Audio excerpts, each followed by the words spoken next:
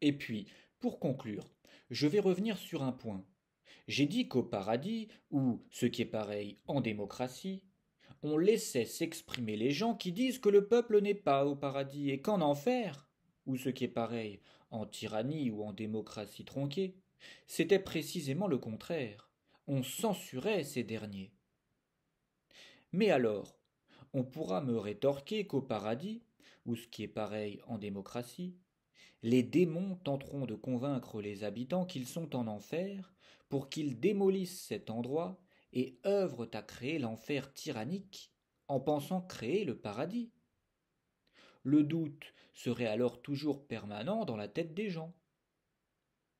Eh bien, si tu veux un indice intéressant pour savoir si tu es en démocratie ou non, au paradis ou non, je te le redis. En démocratie, on laisse les gens dire qu'ils ne sont pas en démocratie, tandis qu'en non-démocratie, c'est le contraire.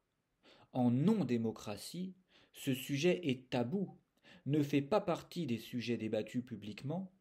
Pire, on censure ceux qui veulent l'aborder et parfois même on les ostracise.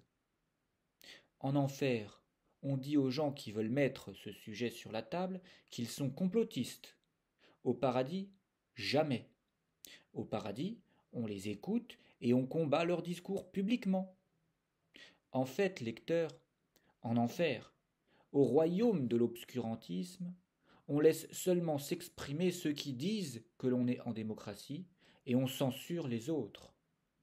Au paradis, au royaume de la sagesse, on doute et on laisse s'exprimer tout le monde, on doute de tous les discours dans un seul but, rechercher la vérité.